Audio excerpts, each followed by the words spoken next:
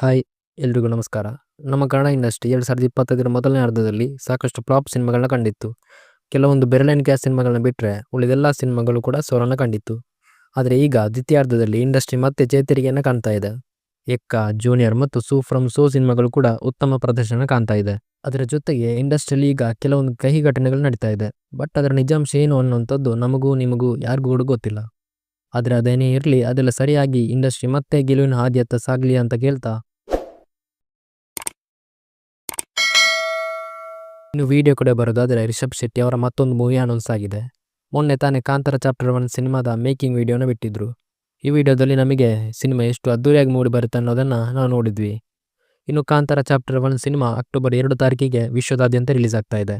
ಇನ್ನು ರಿಷಬ್ ಶೆಟ್ಟಿ ಅವರ upcoming movies ಬಗ್ಗೆ ನಾನು ಈ ಹಿಂದೆ ವಿಡಿಯೋ ಮಾಡಿದ್ದೆ. ನೀವೇನು ವಿಡಿಯೋ ನೋಡಿಲ್ಲ ಅಂತ ಅಂದರೆ ಡಿಸ್ಕ್ರಿಪ್ಷನ್ ಲಿಂಕ್ ಕೊಟ್ಟಿರ್ತೀನಿ, ಒಂದ್ಸಲ ಚೆಕ್ ಮಾಡಿ. ಇನ್ನು ರಿಷಬ್ ಶೆಟ್ಟಿ ಅವರು ಆಲ್ರೆಡಿ ಒಂದು ಬಿಗ್ ಬಜೆಟ್ ಸಿನಿಮಾ ರಿಲೀಸ್ಗೆ ರೆಡಿ ಇದೆ. ಅದರ ಜೊತೆಗೇನೆ 3-4 ಸಿನಿಮಾಗಳನ್ನ ಅನೌನ್ಸ್ ಮಾಡೋದಕ್ಕೆ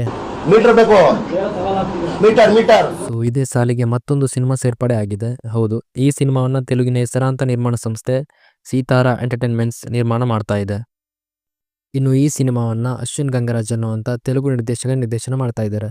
ಇನ್ನು ಇವರು ಯಾರು ಅಂತ ನೋಡೋದಾದರೆ ಇವರು ಎಸ್ ರಾಜಮೌಳಿ ಅವರ ಹಲವು ಸಿನಿಮಾಗಳಲ್ಲಿ ಸಹ ನಿರ್ದೇಶಕನಾಗಿ ಕೂಡ ಕೆಲಸ ಮಾಡಿದ್ದಾರೆ. ಜೊತೆಗೆ 2021ರಲ್ಲಿ ಆಕಾಶವಾಣಿ ಅನ್ನುವಂಥ ಸಿನಿಮಾವನ್ನು ನಿರ್ದೇಶನ ಮಾಡ್ತಾರೆ.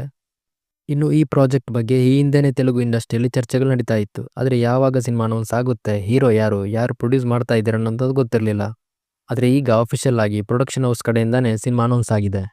ಸಿನಿಮಾದ ಕಥೆಯ ಕಡೆಗೆ ಬರೋದಾದರೆ ಇದು 18ನೇ ಶತಮಾನದಲ್ಲಿ ಬಂಗಾಳದಲ್ಲಿ ನಡೆದಿರೋ ಕಥೆ ಅಂತ ಹೇಳಲಾಗ್ತಾ ಇದೆ. ಆ ಸಮಯದಲ್ಲಿ ಉಂಟಾದಂಥ ರಾಜಕೀಯ ಅಶಾಂತಿ ಮತ್ತು ದಂಗೆಯ ವಿರುದ್ಧ ಹೋರಾಡುವಂಥ ಒಬ್ಬ ನಾಯಕನ ಕಥೆ ಇದು ಅಂತ ಹೇಳಲಾಗ್ತಾ ಇದೆ. ಇನ್ನು ಪೋಸ್ಟರ್ ಕೂಡ ಅದನ್ನೇ ಹೇಳ್ತಾ ಇದೆ. ಇನ್ನು ಪೋಸ್ಟರ್ನಲ್ಲಿ ನೀವು ಕರೆಕ್ಟಾಗಿ ಗಮನಿಸಿದರೆ ಒಂದು ಪ್ರಾಂತ್ಯದ ಜನರೆಲ್ಲ ದಂಗೆನೇ ಹೇಳ್ತಾ ಇದ್ದಾರೆ. ಅವರ ಮುಂದೆ ಬಂದೂಕುಗಳು ಕಾಣ್ತಾ ಇದೆ ಆ್ಯಂಡ್ ಆ ಜನರ ಹಿಂದೆ ಒಬ್ಬರು ನಿಂತಿದ್ದಾರೆ ಆ್ಯಂಡ್ ಅದೇ ರಿಷಬ್ ಶೆಟ್ಟಿ ಅವರ ಪಾತ್ರ.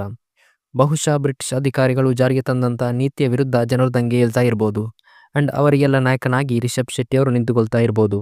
ಆದರೆ ಇದು ಕೇವಲ ಜಸ್ಟ್ ಗೆಸ್ ಅಷ್ಟೇ. ಯಾವ ರೀತಿಯ ಕಥೆ ಆಗಿರ್ಬೋದು ಅನ್ನೋದನ್ನು ನಾವು ಸಿನಿಮಾದ ಮುಂದಿನ ದಿನಗಳಲ್ಲಿ ಬರುವಂಥ ಅಪ್ಡೇಟ್ಗಳಿಂದ ತಿಳ್ಕೊಳ್ಬೇಕು.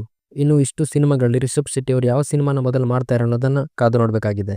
ಸೊ ಇದಿಷ್ಟು ಈ ಸಿನಿಮಾದ ಬಗ್ಗೆ. ನಿಮಗೇನಾದರೂ ಈ ವಿಡಿಯೋ ಇಷ್ಟ ಆಗಿದ್ದರೆ ದಯವಿಟ್ಟು ವಿಡಿಯೋಗೊಂದು ಲೈಕ್ ಕೊಟ್ಟು ನಮ್ಮ ಚಾನಲ್ ಸಬ್ಸ್ಕ್ರೈಬ್ ಮಾಡಿಕೊಂಡು ಸಪೋರ್ಟ್ ಮಾಡಿ. ಧನ್ಯವಾದಗಳು.